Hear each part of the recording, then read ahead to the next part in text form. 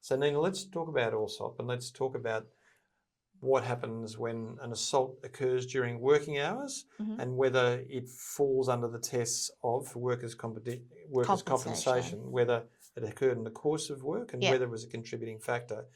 And I think you don't think this is the flashiest case of all time. No. Well, the facts are really weird. Okay, so the manager and the employee, both outside of their roles at work, decided to invest in a crypto scheme, and their investment went south.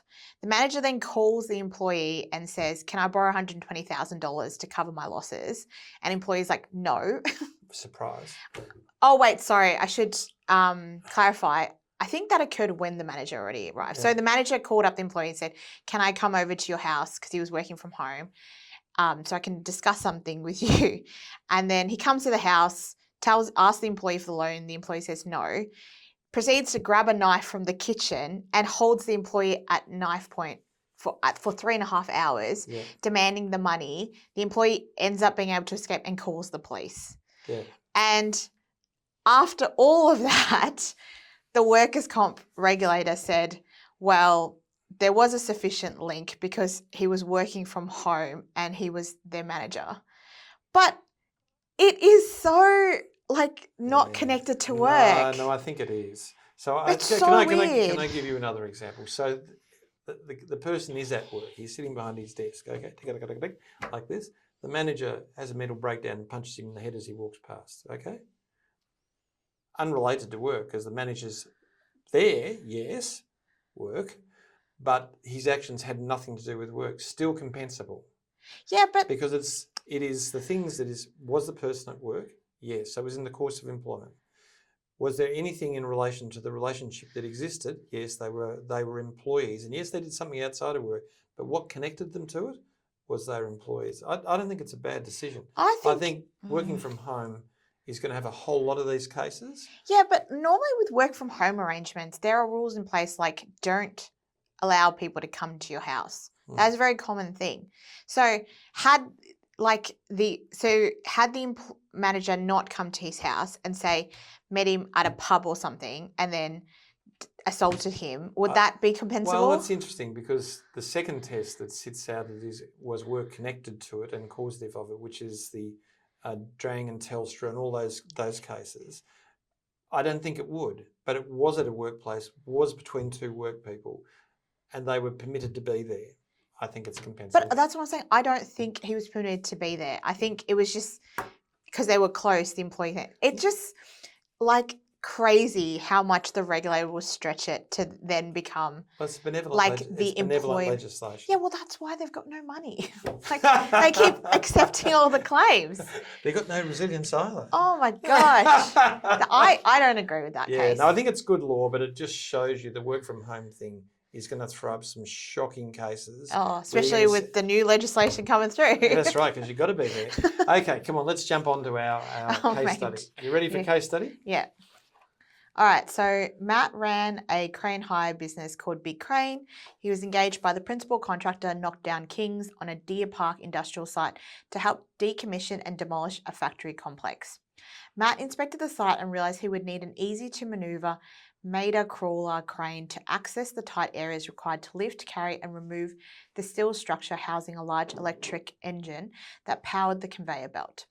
The conveyor belt carried quarried stone to a crusher. Do you like my stories? Yeah, there's a lot of words. The approximate weight of the structure, including the engine, was estimated by Tom, the managing director of Knockdown Kings, to be 1.4 tonnes.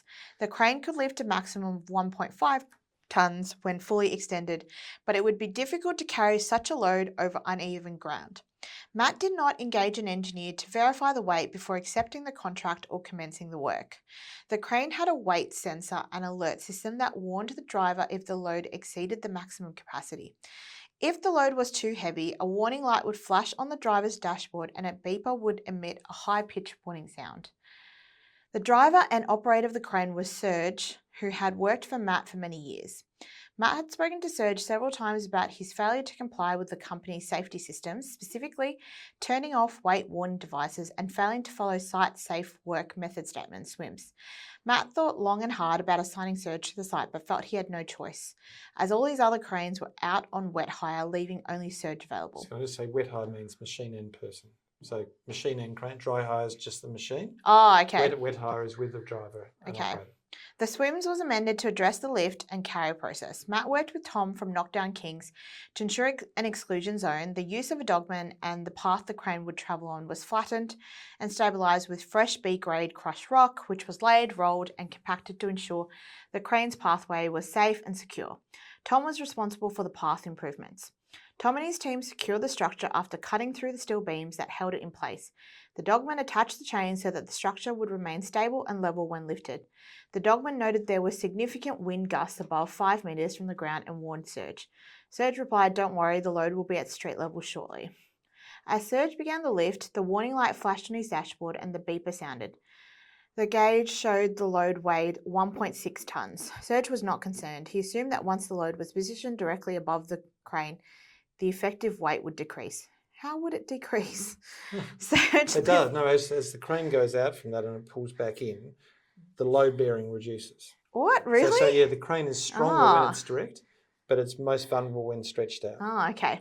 Serge lifted the structure. Sorry, Serge. And the crane began to rock. It's pretty stupid. It's still 1.6. Making audible signs of structural stress. Nonetheless, Serge managed to lift the structure off the roof and swung the arm forward. He began to drive forward while the light and beeper continued to signal overload. Serge switched the alarm off. Okay. As the roof height decreased, Serge started retracting the arm, but the strong wind caused the load to sway from side to side. Suddenly, the ground beneath the left side of the crane collapsed under the weight, causing the crane to lurch sideways. The crane arm bent and then broke, sending the load swinging sharply to the left before crashing to the ground. One of Tom's workers who had been observing from the side of the path was struck and killed when the load fell. That was a lot of facts, Andrew. Yeah, no, I got to be excited by the facts. This actually did a lot. You may think I make stuff up, but Yes. This is pretty close to the Canberra hospital site issue. Okay. Watts case, Yep. but a number of other cases that we've also been involved in. So I want you to understand nothing that I'm saying in this, like the switching off or the ignoring of warnings, is strange in the crane industry. Yeah. Okay. So the first question, what's that? Can Serge be charged for his safety breaches? If so, what are the charges and the likely sentence? Yeah, 100%. Yeah, so he's definitely in reckless endangerment lane, Yeah. but he could also be in Crimes Act manslaughter. Oh, in Victoria. Oh, On okay. every state and territory has a Crimes Act manslaughter because he was reckless. He understood the risk of harm. He'd been told by the sensors that what he was doing was dangerous. Yep. He knew that given something was overweight, it could fall and break and harm somebody. Yep. And knowing And that, he persisted. And he persisted. So look, he'd probably under reckless endangerment. He'd probably serve a couple of years for this. This is worse than Jackson's case, which was 1 year's jail. Yep. So I'd say he'd have a couple of years. Yep. Can Matt and Big Crane be charged? If so, for what offences and what are the possible sentences? So I think that Matt and Big Crane are just walking towards workplace manslaughter in Victoria, industrial manslaughter.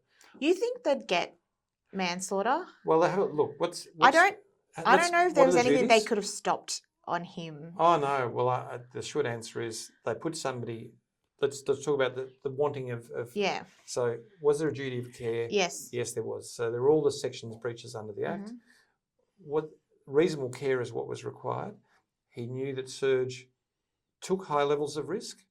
He knew that he didn't know what the weight was in real terms. He accepted somebody else's view as to what the weight was. Wait, but Matt didn't know that. No, Matt took Tom's estimate of 1.4. He didn't know. He didn't go and get an engineer Oh, to verify. sorry. I thought you meant Serge didn't know the weight. And I was like, yes, he did. Yeah. No, so the fact is that Matt knew some things which should have put him on notice as to the considerable risk. He's there in reckless endangerment land. But the issue is, given the fact you were lifting something that's stuck to a roof and you haven't got a proper estimate of weight and you've got a person who is historically dangerous in the use of things that you're doing, there's risk. But I think Matt would be charged with reckless endangerment. Yeah, And but so I would don't Big know Crane. if he would get industrial manslaughter. Well, it's easy to prove industrial manslaughter. That's the truth. Reckless but- endangerment has two subjective elements in it which make it more difficult. Yeah, but regulators are, like, at the moment, shy of going to that next step. Not with mobile plant. Oh, okay. Yeah, when you think about it. But look, interesting, but I think they're right there. I think Tom's in a world of trouble. Oh, yeah, sorry. Can Tom and knockdown kings be charged? Yeah, Tom's in a world of trouble because he didn't have the exclusion zone. He didn't compact the soils correctly. Yeah. He did everything that was wrong that created the preconditions for failure. Yep. And he also gave an estimate which he assumed was being relied on weight, which was factually wrong. So again, probably end up in reckless endangerment land, but quite possibly industrial manslaughter. Yeah, and by the way, the fact that Serge had his issues, which caused it, wouldn't have mitigated what Tom's lack of No, actions. not at all. Yeah. So there you go. Look, we've done that for a reason. 60% of all fatalities occur through mobile plant operation.